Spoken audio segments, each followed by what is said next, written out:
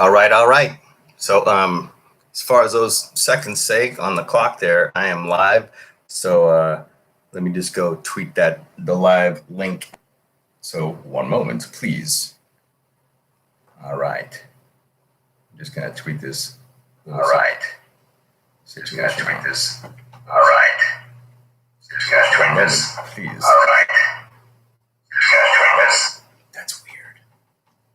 All right. Okay, so I'm just tweeting that live right now, and as soon as I do this, you will have my undivided attention.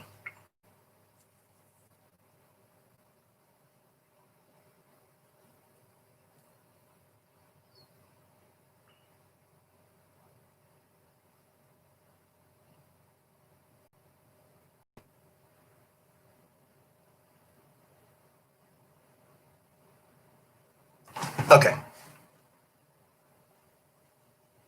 All right. Hey guys. So this is maybe this might be a bit rambly. I'm not sure, but it might not be a bit rambly. So I'm just gonna try to kind of tell you, I'm a passionate guy, and I think I always have been. But I don't know. It kind of comes from somewhere. So all right. So here's the thing.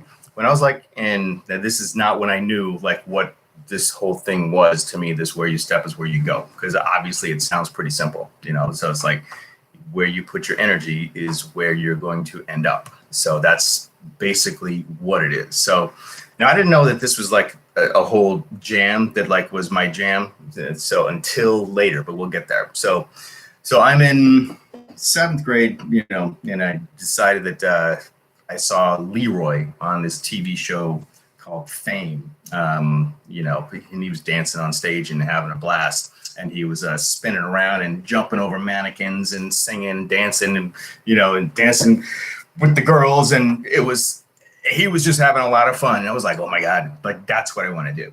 So fuck it, we'll do it live. Hey Kenneth. So yeah, man. So I was like, that's what I want to do, and I'm in the 7th grade, so I don't really know that that's what I wanted to do, but it's like I knew that looked like a lot of fun, so that was where I was gonna put my energy. And so got into the drama club and all that kind of stuff that you do when you're in junior high school, and that was when I found out that I grew up in Houston. So Houston had a high school for the performing and visual arts there, which is very much, it's like the Fame school. So the Fame, the TV show, was about a performing arts high school in New York. So I found out that they had a performing arts high school in Houston, and so that was like, I got to go there. So basically, I said, all right, I'm going to go. So you have to audition to go to these schools. So I prepared the 2 monologues, which I had never done before, because again, I was in junior high school. So you have to like figure these things out, and you do the audition, and so I ended up going to performing arts high school, and so that was the first kind of like moment that I realized that like when you set your mind to something, that you can end up doing it, and that like if you follow through with what you set your mind to, that you will end up getting that accomplished. So that was like the beginning of like this whole kind of way that I think. And so let's fast forward a few years. So after high school, then I knew that I wanted to end up in California. So, and because California is where the film industry is primarily. Well, it was. Now it's kind of like you can make films pretty much anywhere, but it's mostly here in LA. So I knew that I wanted to be here in LA to pursue film acting. And so it's like, all right. So I had wanted to go to Cal Arts, which is a school. It's California Institute of the Arts, and that is a school up north of Los Angeles. It's a Disney school, and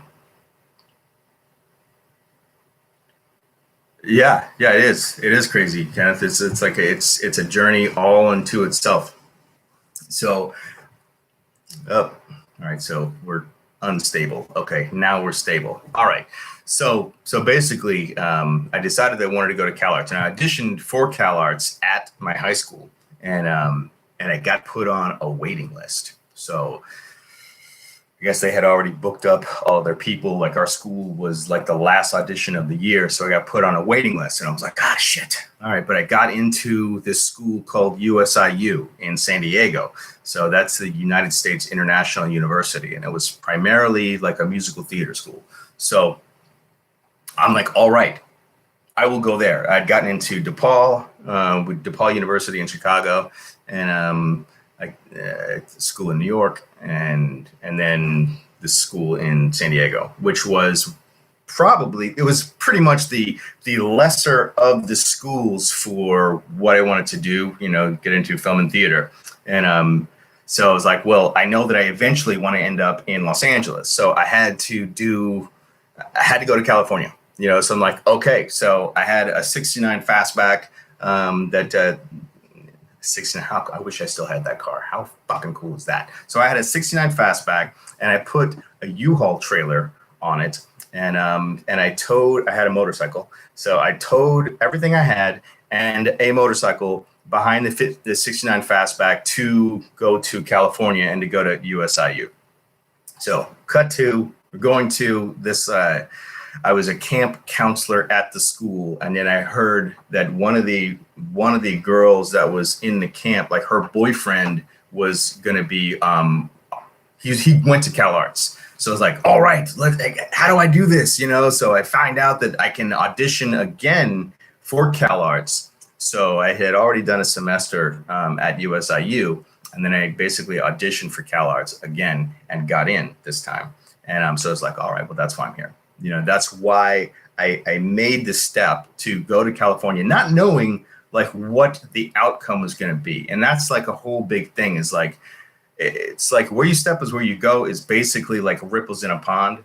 So if you put intention and energy into something, then you don't necessarily know how it's going to happen. You just know that this is what I'm doing. So, and once you put that intention of this is what I'm doing, then it's kind of like the universe answers the questions. It's like you don't need to know all the answers of how it's going to happen. You just know that it's going to happen. And so, and I don't know, and it's always in a pond. We're all affecting everybody that we do and what we talk about, and all that kind of stuff. We're always affecting our surroundings. So it's kind of that. So I had gone to, so I went to Cal Arts and then ran out of money, didn't get the student loan in time to go to the second year. So I was there for a year, and it was like either that or go into an enormous amount of debt, to continue going to Cal Arts. And I was like, well, I can't do that, because like there was like, there's no guarantee with acting that you're ever going to make any money, doing it. So just like, well, okay, this is not like a doctor thing, or, I'm not going to be a doctor or a dentist or an accountant or a lawyer, or it's nothing like with this is the answer. You go from this school and then you go to that. And this is like, how you're going to make the money and pay that loan back and like all that kind of stuff. So I went there for a year, and I was like, okay, I know that if I make enough money, in acting to have paid for that first year of school, then cool. Then I have been a success, as an actor. So, and it turns out that I did, I have made enough to pay for that first year of school. Know that I was thinking or doing, but it was just kind of like, I got to do this. So this is what's happening. This is what I'm doing, Okay. So cut to a few years later, I end up in Atlanta, and I've told the Andersonville story before, but this was the moment that it really crystallized that this was a thing. This is what I think, and this is how it kind of works, for me. So I got booked for a musical that How to Succeed in Business Without Really Trying. So I booked a lead in that. So it was a national tour of How to Succeed in Business Without Really Trying, and so. Turns out I was in the middle of like auditioning for this film called Andersonville. That one right there behind me. John fucking Frankenheimer was the director of. So I was like, I have to, this is it. This is like the shot. This is the chance. This is what you're gonna do if you have this opportunity. So I auditioned for this part, had one line. So I was like, I'll take it. I'll audition for it. Let's do this. So I auditioned for it, and then got. It was right at the point where the director of the theater show was like, Kyle, okay, we're going to start rehearsals now. So are you in or are you out? Are you going to do the tour, or are you going to do this film? And it's like, well, I don't know if I'm going to do the film because I haven't had the callback yet. So she was like, well, I need a commitment from you. You're either in or you're out, which I totally respect. And I was like, all right, well, and I had gotten a call previously, I think like the day before that I got a call back. So I have this callback for Andersonville, and which is not a guarantee, obviously, because it's just another audition. So I had the callback for Andersonville, and then I had to tell her what I was going to do. She's like, are you going to do that? Or are you going to do the tour? So I was like, I'm going to have to turn the tour down. Thank you so much, for your time and the opportunity to do this. So I turned that down, and not knowing that I was going to do Andersonville, I talked to my mom about it, and what should I do here, and she was like, I don't know, follow your heart, basically. And I was like, all right, well, I really want to do film. Like that's what my passion is. So she's like, well, and then I said, where you step is where you go. So that at that point, that was the point the decision was made to go do the callback for Andersonville. And then I ended up booking the film. That's another great story. I played 3 different parts in it, and I will tell that whole story and with like clips from the film, but that's not what this is about. So from that point of that, where you step is where you go, that was how it began to go, oh, it like it all makes sense. Like what I had been doing before, it kind of made sense with like where the focus is that you put your energy, like that's the direction you're going. So it's like, and I've told people this before that have like said, hey, Cal, I want to audition for the film. I'm like, all right, cool. But put an acting reel together and send it. And I'd love to look at what you got, and do it, So it's if you have the intention to make something happen, you will make that happen with your energy and your focus and your direction, whatever it is. So it's like, and I've been told, many times you can't do something a certain way.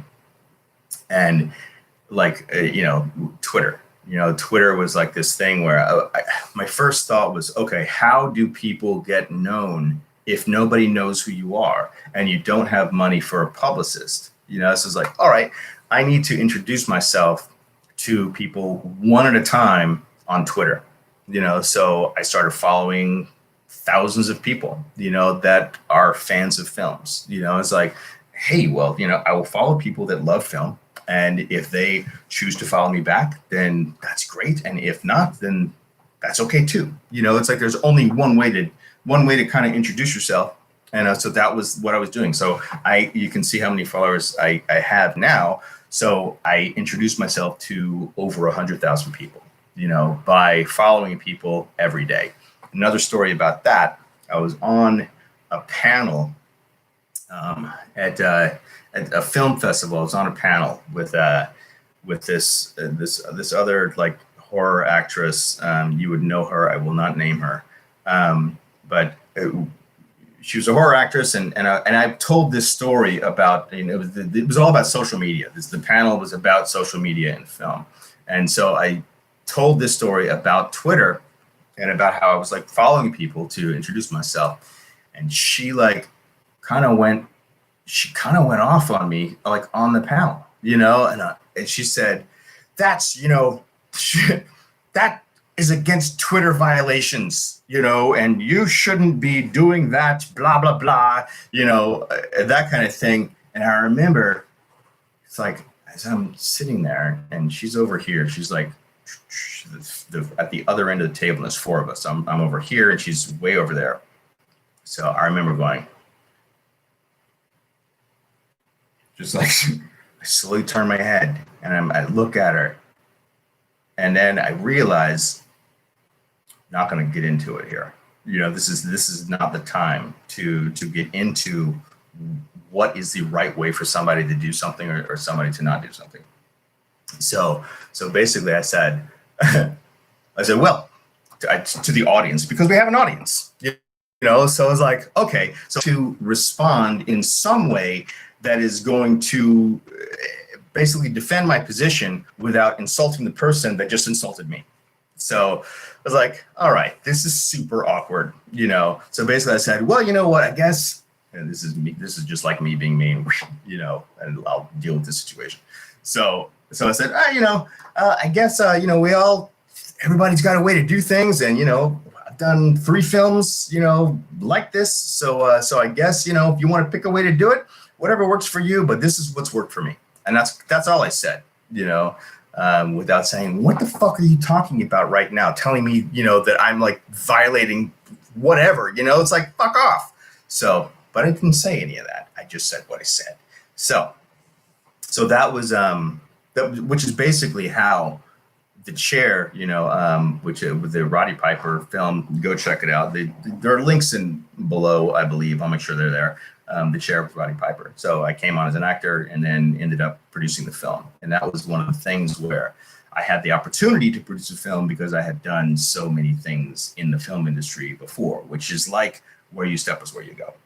So that's like learning everything about a particular thing so that you can do everything, so that, if you have an opportunity to produce a film, you can do that. And then that was how where you step is where you go with Hilton and Zombie with a Shotgun. I love how I can like point because I can see myself. So yeah, so Zombie with a Shotgun, same thing. So it was like talking to Hilton, what are you doing, with this film? And I've told this story before, so I'll make it short. But so he was like, well, yeah, I'm waiting on financing and the financing hasn't come through. So I said, well, why don't we just do it? Let's just like launch a campaign and we'll make the film happen. So that link is also below. So we basically raised the money and did that. So, and that is the same way that after I had been involved in this other movie that I won't name, but I was unceremoniously departed from the film once money became potentially real. And this is when people lose their minds. It's like when the illusion of money happens, it's like that's when people will lose their minds, fall off of the world, think that they're like everything, to themselves and to everyone else. And then they lose their brains and can no longer think clearly. And I said, you want to write a script? And she said, fantastic, let's do that. So that's the beginning of Preacher 6. So you can see Preacher 6 actually on this YouTube page. You can go and check out we have like 3 different trailers. So that was the beginning of Preacher 6 was like, let's do something ourselves. Where you step is where you go. So it's kind of like taking the reins of your own situation into your own hands. And so that's what it has ultimately always come down to. And you will always have haters and you will always have people that tell you that you can't do something a certain way. And you basically, they're not you. No one that's ultimately, that's what killed him was by giving up his shot. That's pretty deep. So I don't know if you can put that all together. You were all doing freaking awesome. I'm going to make that bow video today. And, please support the Patreon if you can. That is also in the link below, $3 a month. And this may be the only way to go forward making independent film because of today's climate. And like nobody has any money. And watch all these videos. Oh, here's a Where You Step is Where You Go that I'm doing now. So I decided that because of the current situation that everyone is in and that nobody has any money, that if people can't do a Patreon, what people can do is watch videos for free. And when you get a certain amount of viewership hours on YouTube, then YouTube becomes monetized. So watch me. I am going to make this channel blow up. It will make money and it will pay for films. So that is what I am doing. And that's the goal. Spread this to all your friends. And if you like what you see, give it a thumbs up and comment in the comments below.